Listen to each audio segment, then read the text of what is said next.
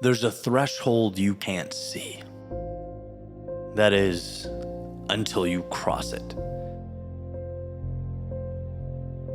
Think about this, a world you don't even know exists.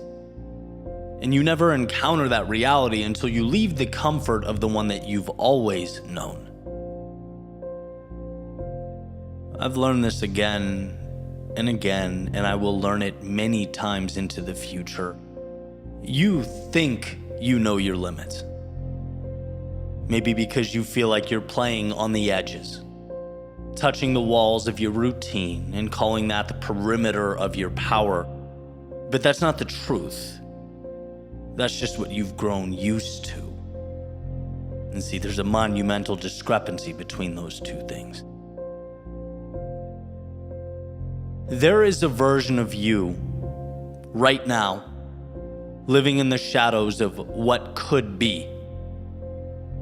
A version you'll only meet when you go farther than you've ever gone. But the only way to find out how far you can go is to risk going too far. That's when the walls break. That's when the illusion of normal crumbles. Because as comfortable and familiar as normal was, it was never your ceiling. It was, we'll call it more of a sandbox, a cage, a box you unknowingly chose to live in. And when you step out, when you face the resistance, the fatigue, the voice screaming, "Enough, I'm done," and still you don't stop, you see it. For the first time, you feel it. Not some facade, not some made-up story or narrative. No, you come face to face with that version of you that has always been there, just buried, right beneath the comfort and fear and excuses, right beyond the normalcy that clouds our vision. This is the belly of the beast.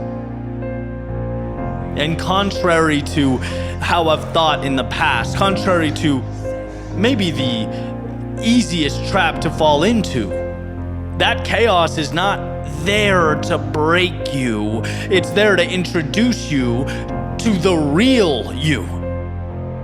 The one who does not run from challenges, but instead walks towards them with open arms. Because in this place, you learn the most important lesson of all. You have been playing small. You've been living at half speed, simply telling yourself that it was full throttle. And maybe it wasn't intentional. Maybe you've wanted more all along. Well, surprise, this is your reminder that it's there. But unpacking it, unboxing it has to be intentional. Now that you know, once you've seen it, it can never be unseen. This is just the beginning, knocking down wall after wall, breaking barrier after barrier. So go. Don't go far. Go too far. Go further than feels necessary or rational. Go further than your mind in its present state can even comprehend, because that's the only way to find out how far you can truly go.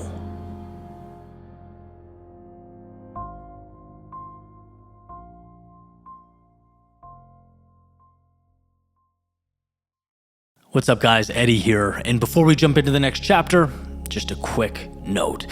So, as many of you know, Every single video that I've ever put on this channel has been created with the intent of building momentum in your life. If you want something physical to anchor that momentum, we've created the brand AGNS, or Always Grateful, Never Satisfied, for that exact reason. It's athletic apparel that embodies the very ideas and concepts I talk about every day.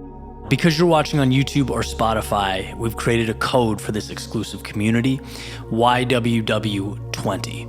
You can use that on the website, agns.lifestyle, or right under this video on YouTube. All this stuff is there in the shop. Again, code YWW20 gets you 20% off the entire store. It's a great way to support the channel and also elevate your journey. Let it be a reminder to keep showing up.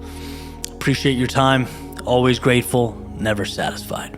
On to the next. When you look at the mountain, it's easy to be overwhelmed by its size, to let fear and doubt paralyze you.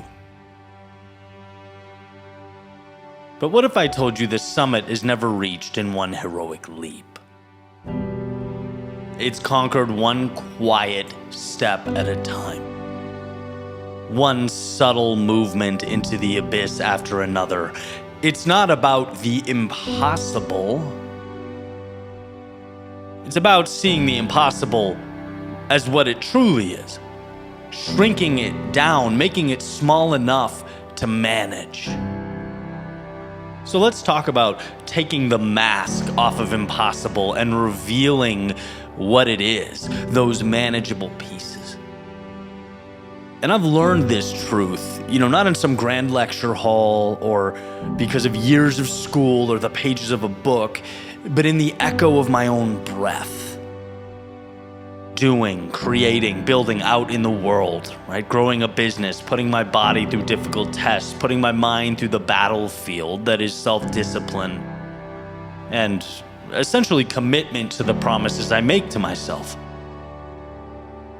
And that's what I want to echo today, how, one, we are capable of way more than we can possibly imagine. So let's just get that out of the way. We're all operating at a fraction of what we could be doing. And two, it's never about the obstacle ahead, the size of what waits before us. It's how we assess and internalize and break down those obstacles. It is doable. Again, your mind just has to perceive it as so. No one leaps a marathon, as much as we wish we could when we're tired and worn down and hurting, but we can't. But what we can do is utilize what's around us in a way that helps us win. We can rig the game in our favor. And so here's a quick example that I wanted to share. I like to put myself in these circumstances because it's truly an exercise in taking these giant things and turning them into very real, practical roadmaps. A few days ago, I did an afternoon bleacher workout in an empty stadium in Phoenix, Arizona. Very simple, right? Sprint up the bleachers and then you walk down, recovering. As soon as you get to the bottom, you turn around, you sprint up again. And the goal was to do 30 of these, right? 30 sprints up, 30 walks back down. And like so many things, it's a cakewalk until it isn't, right? I remember hitting sprint 12 or 13, you start going, oh man, I better recruit the mind to start painting this picture as something fun and beautiful and exciting because the body wants to revolt. Right? You get that sort of mini panic that's like, bro, I don't know how long you can sustain this. It's just reaction, it's real. And at the start, standing there, looking up at endless rows, the towering steps, the mind, you can't help but watch it, observe it, question, how can I possibly do this? 30 sprints up? That's a lot in this heat. That's a tall order. And on top of that, the hardest part is no one's around, right? I technically don't need to be there. Why not leave? Or why not do 20 instead of 30? What's keeping me committed to such a quote-unquote foolish pursuit? That, when I start engaging in suffering, is always the talk that goes on in my head, the negative self-talk, that whispering. Again, you're not at gunpoint here, buddy. Walk away. But I think that's the secret of any great feat, right? Whether it's something as trivial as running up steps or, something as grandiose as starting a business, pursuing a degree, starting a family, raising kids, whatever it is, it's never accomplished all at once. It's never one single push, one massive effort. It's the ability to break it down, to divide it, to transform the colossal into manageable pieces. If you understand this, you possess a skill set that makes everything else in life doable. You're holding a key capable of opening any door. And on those stadium steps, I leaned heavily back into the games I used to play with numbers while running so many times in my past. I didn't think about 30 sprints. I thought about the first one, just one. I'd trick my mind into seeing less, into shrinking the impossible. One sprint, one effort. Then I'd reach the top, I'd smile because, well, the next one was the same, just one more. Turn and go. Turn and go. 17. One becomes two. Two becomes 10. The numbers grow, but the method remains. At 13, we're not even thinking about 30. That's crazy. Think about getting to 15. That's only 2 away. 2 sprints away. And then guess what? I'll be halfway. What a celebration. How amazing. What an honor. You're about to hit 15. Focus on that. We're only 5 away from that. It's all you think about. It's all that occupies your mind. Anyone can do 5 more. 5. And guys, I want to be clear. I understand the simplicity and seemingly trivial nature of this. I'm emphasizing it because I don't want you to dismiss it thinking, oh, this is just semantics, or oh, this is just how you talk to yourself. It's everything. It's giving yourself permission to win. It's unpacking the grandiose into the manageable. And that's why it's been so effective for me. I've learned to count in 5s, to count in 10s, to create milestones and markers along the way. Each one a small victory, a reason to keep going, which in and of itself is power, right? It's like you create this little validation, you build it into your process so that you're going to bed feeling like a winner because you are. It's not, oh, I don't have the mountaintop 8 miles away. It's another L for me. No. I took 3 steps today. I pointed out what they would be, I planned them, and I hit them.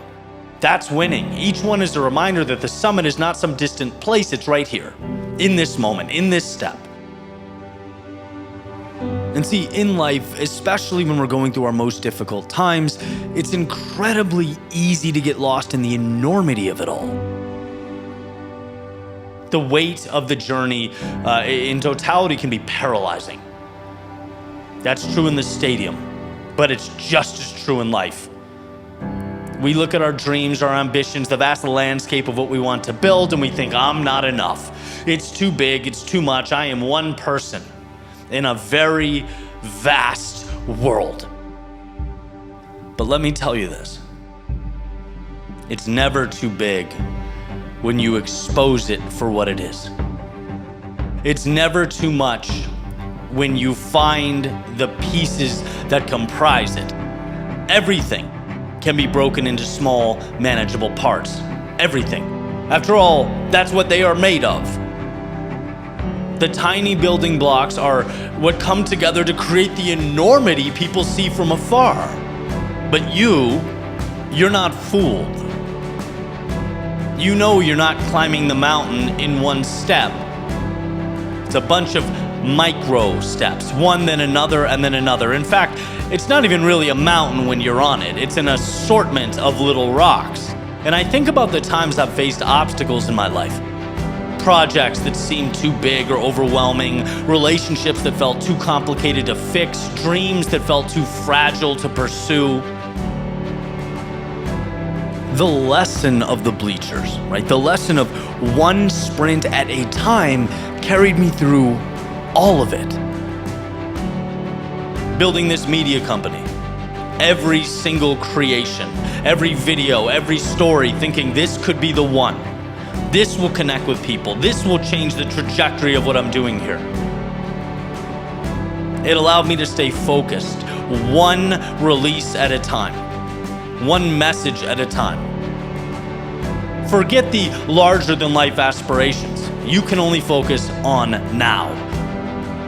Life is the same as that stadium. The outcome is not guaranteed by our intentions alone. It's shaped by our approach, by our willingness to find a path that makes the outcome actually plausible. Not about erasing pain, but about making pain a companion. About turning the discomfort into an ally, part of the process, turning the task into a series of sprints instead of a single marathon. Never forget, anyone can do one sprint, right? And the fun part is 30 is just one 30 times. Anyone can say, do a wall sit for 15 seconds. Well, 2 minutes is just 15 seconds 8 times. Eddie, this is just semantics. Time is time is time. No, it's not. It's how your brain processes and manages what's in front of it.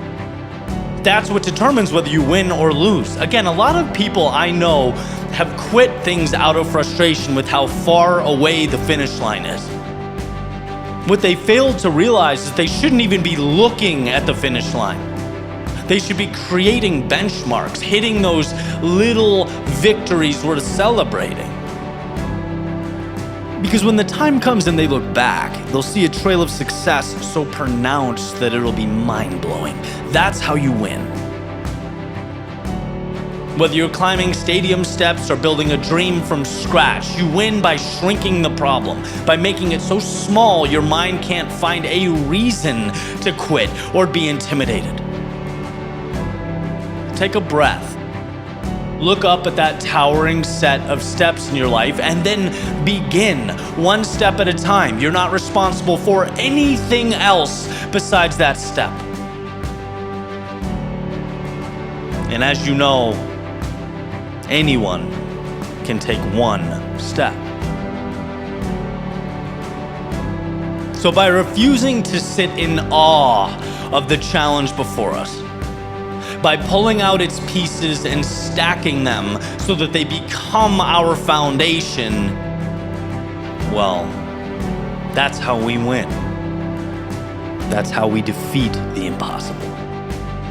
By refusing to let it stay impossible. The world you're dreaming of is ready when you are. There's a mountain range I can see from my rooftop. And on those mornings when I'm up there sipping my coffee, looking out, I see them. Same peaks, same shadows, same silent challenge that seems to call. I've always wanted to climb it since I've been here. And not just a metaphor for, the hard things in life, but literally. It's a hike known as Tom's Thumb. And I've always wanted to go to the top. I just haven't made the time, right? But, I've sort of fantasized about being on top of that mountain and looking back at my home from that vantage point as the sun is coming up. Kind of the inverse of the view I get from my roof every morning. I think something in me knows that the mountain is not waiting to be discovered. It's there. It's very clearly there. It's waiting on me. It's whispering, hey, ready when you are. See, most of us wait. We wait for clarity, for confidence, for the timing to be perfect. But the truth is, the climb doesn't begin when the path is easy. It begins when you choose to take that first step. A power, check this out, that is always within your control. Fate whispers, ready when you are. I have a friend who works in the oil industry. Very rough conditions, right? Long weeks away from home, sun up to sundown, no real rest, no room to breathe. And, that takes a toll on people, right? And behind the paycheck was something darker, a silent war with his own mental health in dealing with that situation. But he never really talked about it. And as he describes it, none of the guys really did. Because in that world, pain is something you bury. It's not something you say out loud. And one day we're talking about it. He calls me up. He says, I'm starting something. I said, oh, yeah? What changed? He said, I'm tired of watching good men go through such difficult times. Someone has to talk about this. Someone has to create space for growth and transformation. And so he did. He started a new business doing exactly that, speaking to those who have walked the same path he's walked, understand the same struggle. And he is a messenger now, reminding them of their strength, that they're not alone, that there are people and resources available.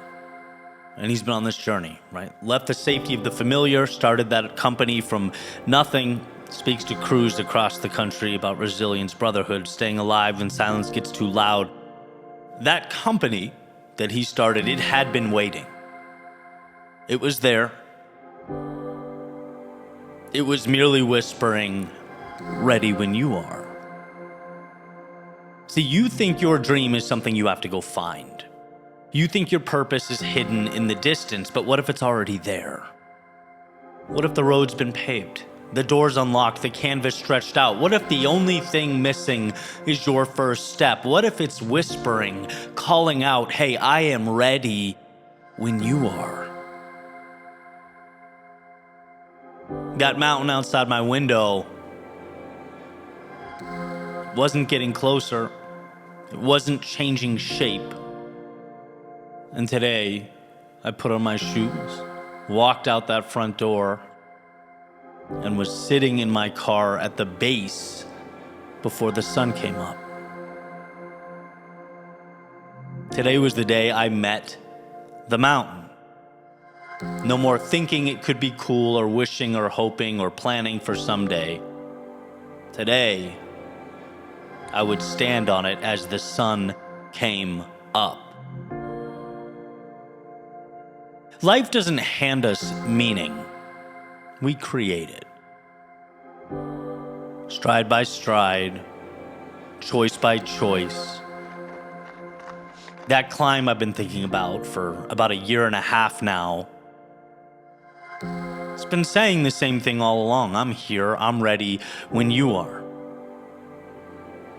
And there are plenty of those in life, real and imaginary. So whatever you're holding back, whatever chapter you've delayed, whatever mountain you're looking out at, know this. The world you've been dreaming of is not behind some locked gate. It's not waiting for permission. It's whispering right now, in this moment, over and over again, ready when you are. Ready when you are. Ready when you are.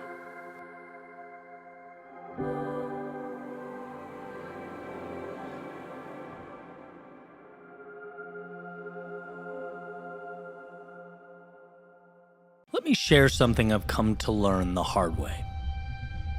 The biggest barriers in life are rarely made of stone or steel. They're made of fear and silence and waiting. We sit, we wait, and we hope. For a sign, for permission, for the world to wave some invisible flag that says, now, you're good enough now, go ahead. But the truth, no one's coming. Because the door you're staring at, that door you've been afraid to knock on, afraid to open, afraid to even acknowledge, that door only opens from the inside. I used to walk past it every day. That door labeled more. That door marked purpose. The one I told myself I wasn't ready for. I'll try when I have more time, when I'm stronger, when I'm better. You know, the whole someday routine. But let me ask you something. What if better never comes? What if readiness is the lie we tell ourselves to avoid the risk of becoming?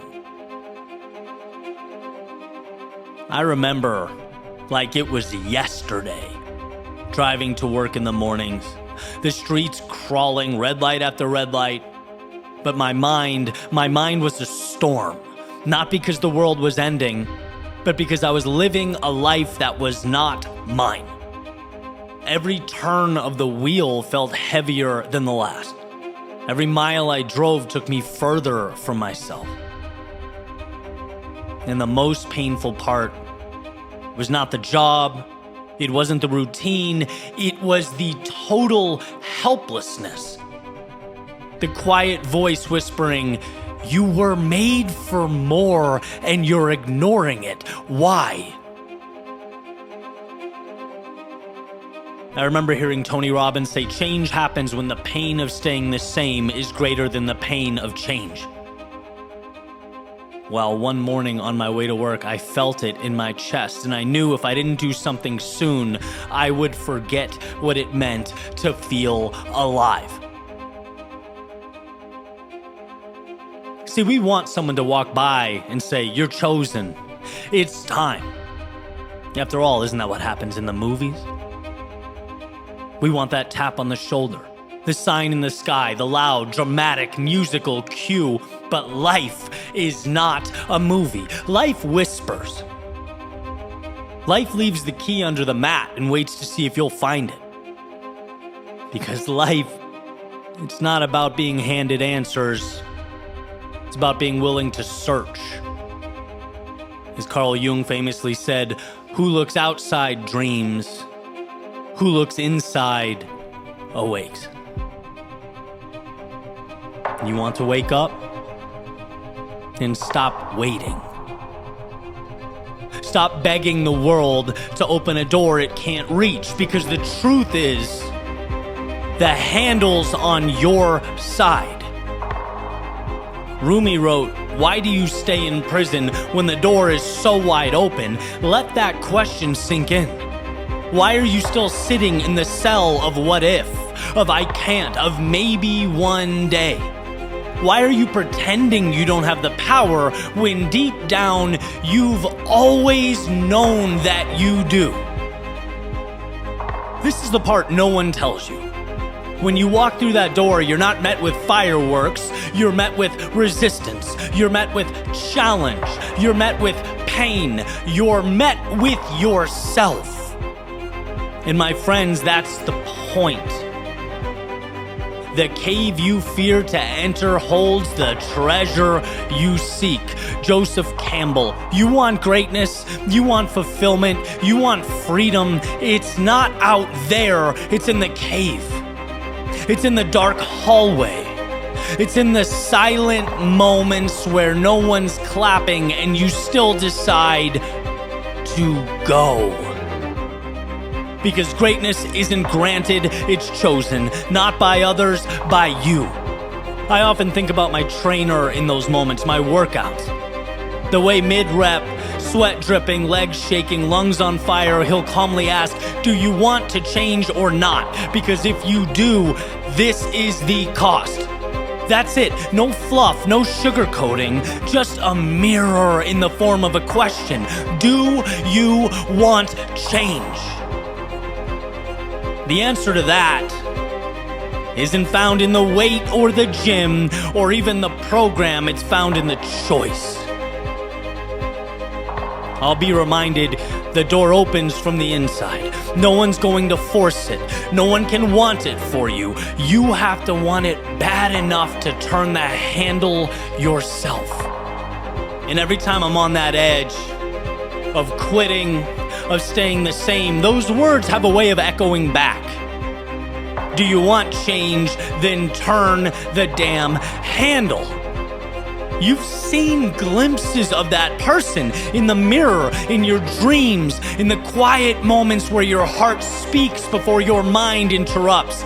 They are not some future version of you. They are you minus the change. You don't need permission. You don't need perfection. You need courage to reach out and turn that handle. So if no one's told you yet, you are enough. Not tomorrow, not someday, now. If you're looking for a sign, congrats, this is it. If you're waiting for the world to open the door, it won't. It never could. This door only opens from the inside. Nothing is ever broken beyond repair. Nothing's too far gone to be rectified or optimized. The question is whether you're willing to identify the requirements to fix it and then intentionally walk down that path of recreation. Matthew McConaughey said, "Life is not fair. It never was. It isn't now, and it won't ever be. Don't fall into the trap, the entitlement trap of feeling like you're a victim. You are not. Don't ever think your situation, no matter how dire, cannot be remedied, can't be fixed, adjusted, that it's not a stepping stone to something beautiful. You always have that control. Always." I'm going to use the body as an example again. Not because I think physical fitness is the only thing, but because I think it is the perfect metaphor for life. I think if we understand physical resilience, grit, and persistence, we can handle anything the external world presents to us. I can't even articulate how at one point I was 1000% convinced, I was positive that I'd never be able to lift weights overhead again. My shoulders were just that bad. But chiropractors, body work, stretching, nutrition, supplements, sauna, all these things, in over a year since that journey began, I'm seeing progress like I've never imagined. Despite the occasional flare-ups and injuries from time to time, but that's, we'll chalk it up as life. I'll never forget my buddy saying to me, "Dude, you're not special. This isn't an Eddie curse. Millions of people have shoulder issues all over the world. Just do what you need to do to fix it." Or a similar conversation talking with my bodywork specialist, Shazzy. She's incredible. And just the confidence and reassurance to be like, "Oh, okay, your back hurts when you breathe. Roger that. Let's move a few things around. Let's get some blood flow to the aggravated spots. You'll be up and running in no time." When you're in these little valleys, you start thinking they're forever, when in actuality, they're a minor setback. You work on it until it's resolved, and maybe it's 95% resolved or 80% resolved, whatever, fine. But you can get to a place where it's manageable, where you can work around it. My friend and one of my fitness coaches, Justin, said, "Keep taking the supplements. Stay on your vitamins, keep walking, keep doing your plunging, your sauna, because when this turns around, and it will, if you maintain, you'll feel like you're shot out of a cannon. It'll be way easier to get back into rhythm." And just that reframing of, the temporary nature of what I'm going through, looking at it as truly a bridge to the other side, is everything. That's what was so powerful, the implication that this, just like anything else, is a storm, and all storms pass. So prepare yourself for the sunny skies, even amidst the chaos. And the idea is the same thing here goes with business. It goes with the arguments or the times we fall out with loved ones. It goes with creating or sharing your art on social media. and not getting that positive reaction right away. Right? It goes with feeling stuck in your career, the dead end. But everything is fixable. Momentum is always one move away, even when we don't know exactly what the answer is. Because one step away from the wrong thing starts the journey.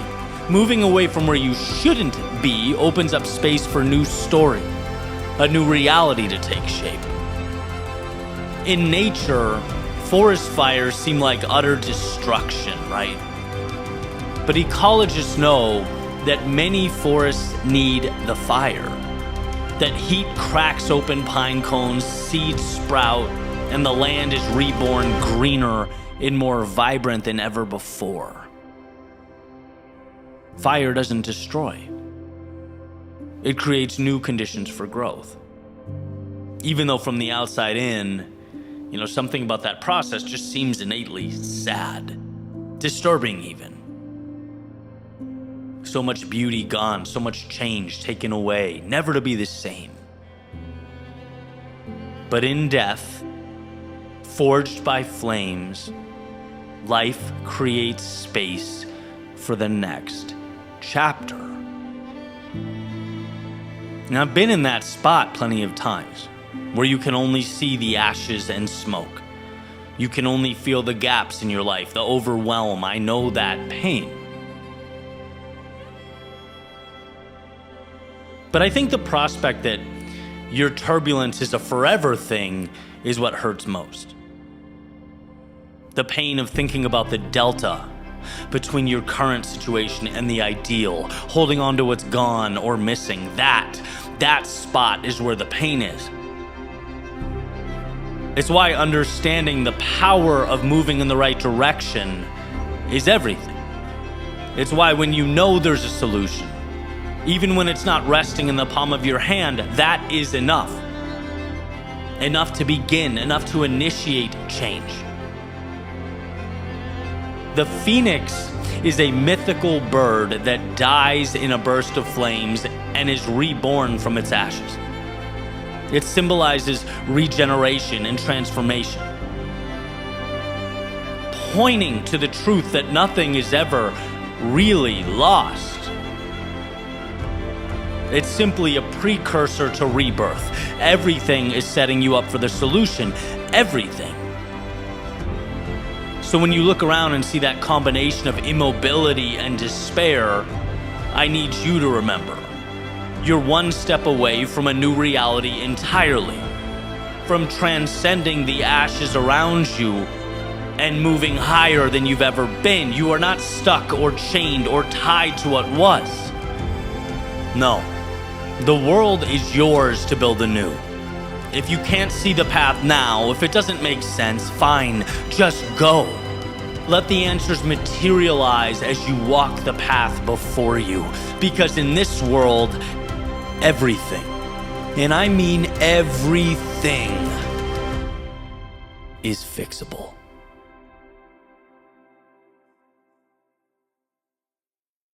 A letter to the lost. Look around you. See how none of this makes sense? See how there are more questions than answers? See how every step feels more and more isolated and detached from intentionality, void of any meaningful trajectory? We'll take that, push it aside for a second, and listen. Because underneath, just underneath, there exists perhaps the most valuable undertaking of your life. That's right, the deserts of life, the valleys of despair, those chapters of wandering, they are what make you, what define you. The little trick life plays, though, is that you can't see that value until you're removed from it. Just like a fish has no idea it's in water, water is the only existence the fish has ever known, you are moving through the most important, valuable, precious season of your life. disguised as, you guessed it, the least important and least valuable season of your life. I was recently at a lunch with some folks in the Phoenix area. A friend of mine said something that, since the words left his mouth, I haven't been able to stop thinking about. He was a few seats down and in the middle of a story, but I could overhear it, right? And right in the middle of his story, he says, I had the opportunity to have my assets frozen by my ex and live off of $200 a month. My instinct upon hearing that was to laugh, right? It was like, there we go, a little bit of that New England sarcasm down here in the desert. And I smile and I look over, and he's not smiling. In fact, I was the only person at the table smiling. And the light bulb goes off and it's like, oh, my guy is serious. And he was. He goes on about, being grateful for the reset and how he's looking forward to getting out there and building again. The dude's incredibly good at what he does, so I can only imagine, but you can see how that would be jarring to hear. It's just so different than the norm, especially just in casual, discourse. And what a perspective. How beautiful, right? The things we can take from our low point. The gold we can extract from our struggle. The value is there, right? That's objectively true. The challenge is the choice we're given, whether or not we see it, choose to see it, whether the adversity wrecks you or transforms you, whether it becomes something meaningful or whether it kind of subtly slips away unnoticed. One of the things that I'm asked probably more than any other when I'm on podcasts, I'm just kind of chopping it up, is, Eddie, what advice or what do you have for someone who's going through the thick of it? Usually in the context of, the toughest years of building this company. It's like, well, what about other people going through that? They feel stuck or lost or forgotten by life. What's something that could elevate them? And, my response is always the same. It's good. Because some people don't get the luxury of being lost. Some people are never pushed to change. Life doesn't take them to their knees. And you might think, well, that's a good thing. But it's not, because the lack of adversity removes the very incentive required for evolution. Our time lost is time spent in recreation. One of my favorite examples of this is author J.K. Rowling. When she was at her lowest point, broke, I assume just scared and, definitely amidst the chaos of life. And she's sitting down at a cafe, scratching, notes into a notebook, with her baby next to her, accepting payments from, the government, trying to make ends meet. And that becomes her foundation for a work of art that would change human history in many ways. And it's like those moments in time could easily be an unraveling. I could easily see a situation where that's her excuse to call it quits, or hide, or, become a victim of sorts. But instead, it empowers greatness. There's something to that idea of the phoenix rising from the ashes. It's a phrase heard all the time. It's pretty common, but it's not just mythology. To me, it's the perfect metaphor. Some things must be destroyed before they can be reborn. Like that mythological bird that bursts into flames before rising again. Those moments of despair push us to rethink and reimagine and redefine. Those moments, living off your metaphorical $200 a month, help us both understand what truly matters and simultaneously appreciate the abundance that we were otherwise so accustomed to, that perhaps we took for granted, we thought nothing of. These chapters of life will be the most important. And I say this, not as reassurance for the sake of reassurance, right? This is not, the trio on the Titanic playing their instruments, as the ship sank. I'm saying this to remind you how much value surrounds you and to perhaps incentivize you to keep going. Sometimes we need to be reminded that every storm ends, and on the other side, we step out not the same as we stepped in. Believe in your becoming. And it doesn't make sense now. That's the crux of all this. That's what I want to emphasize. It does not make sense now, but that's okay, it will. In fact, I'll refer you to the ever-relevant Steve Jobs quote. He says, "You cannot connect the dots looking forward. You can only connect them looking backwards." So you have to trust that the dots will somehow connect in your future. You have to trust in something. Your gut, destiny, life, karma, whatever. And these chapters of not knowing, the wandering, they are nothing more than a connection of dots in real time. It's the magic coming to life before your very eyes, where the pain becomes the opportunity, not only to escape it, but to transcend it.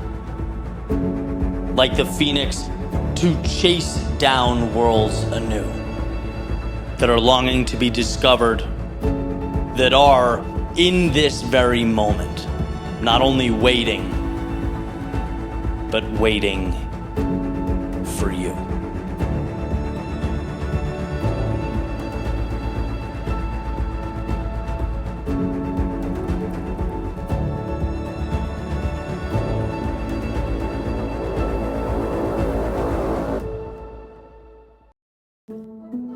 They say the question is half full or half empty. But what if the real question is, what are you willing to pour into it? Every setback, every quiet morning, every passing doubt, all chances to choose what fills you. Today isn't about what's missing, it's about what's possible. The cup is here, the choice is and always will be yours. You see this cup? It's more than water. I think it's a metaphor for everything I'm trying to build. Half full, half empty, both are true, but neither really defines what's possible. They're prompts. Or maybe it's just a cup. A moment that doesn't really mean anything. Are you sure you're not just looking for signs in the quiet? Trying to convince yourself that there's more here than there really is? Maybe. But isn't that the point? To find value where others see routine. To see the half-empty cup and ask, what can I pour into it next? Take business. A lot of us can relate. That client who walked away last month, I could call it a loss. In fact, most probably would. But I could also see it as a chance to refine my vision, to depersonalize it, and create something so good they can't ignore it next time. It's not the easiest thing, but there's so much value there. Yeah, well, maybe it's just proof that you're falling behind. That the world is moving faster than your ideas can keep up. How do you know this is refining and not just stalling or wasting time or procrastinating? How do you know you're not pouring into something with no bottom? Well, I don't know, and you never could. But I've seen what happens when you don't try. When you cling to what worked yesterday instead of asking what could work tomorrow. The new day, the dawn, the opportunity. I'd rather risk another half-empty cup than never taste what's possible. Just like with relationships. There's love, the relationship that ended. But sure, I could see it as proof of failure, of not being enough. That would be easy to do, and in fact, most would. Or I could see it as a lesson in becoming more, a clearing for something new, someone new who meets me where I am now. Or maybe you're just rewriting the story to soothe the sting. Band-aids on bullet wounds. Maybe love isn't waiting for you around the next corner. Maybe you're carrying the same old patterns forward. There's no difference between now and yesterday, who you were and who you are. Is it really a lesson, or is it the same heartbreak wearing a different name, a new mask? Well, even if it is, isn't that life? Patterns broken not by hiding from them, but by meeting them head on? The cup only stays empty if I stop believing it can be filled again. Then it's just a numbers game. You have to keep your head up. Same thing with the social life and friendships, the drifting away of some I honestly thought would be around forever. I think back and sometimes it hurts. I get this feeling in my stomach of just sadness. It used to feel like failure. But now, I think maybe it's a sign to go deeper, to align with people who lift me up just as I lift up them. It's clearing out the minutia to find alignment with the people in my world. Yeah, well, maybe you're just different. Too different. Maybe it's not them drifting, maybe it's you not getting it. Incapable of meaningful relationships. Maybe connection was never meant to last. No, not for you. Or maybe it's meant to evolve. Like the cup, emptied so it can be filled again. New conversations, new laughter, new stories I haven't even imagined yet. Just like in my fitness world with my body, the miles I run in silence, the weights I lift when no one's around, the sweat that speaks louder than words. Some days it feels like a battle I'm losing, but every push, every lift, every breath is a quiet promise that I'm still here and I'm still fighting. There's no time to view the empty space or the negative. Yeah, but aren't you tired? Doesn't it feel like a losing race? The reflection in the mirror, it never seems to match the effort you give. It always lags, doesn't it? Be honest. It's not about the mirror, it's about the ritual. It's about refusing to give in. The empty cup is not weakness, it's a chance to pour one more time, one more rep, one more sunrise. Don't you get that? That's what matters. The vessel, the cup, it screams opportunity. You always have an answer. You always find some silver lining. But isn't that just a way to avoid the truth? You're running. You're rationalizing. You're coping. Isn't it that maybe, just maybe, some cups were never meant to be filled? Sure, it's possible. But again, let's go to the theme here. I'd rather try again and again than let dust settle in the bottom. I'd rather live for the upside, for the chance, however small, that this next pour right now, this next move changes everything. You are always one decision away from a totally different life. And what if you're wrong? What if this upside you're chasing never comes? Again, back to the point, it may never come. But I'll know I didn't die waiting. I didn't let doubt chain me to an empty cup forever, because even if it's empty now, it's still here. And that means possibility. Possibility. I used to believe in that too.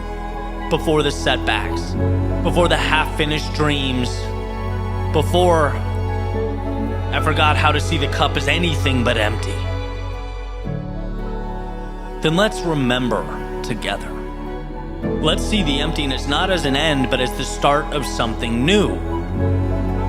Because the truth is, and I need you to remember this, most mistakes can be reversed. Most wrong turns can be remedied, turned around. And even if we don't get it right the first time, we can always pour again, try again. We can always rise again.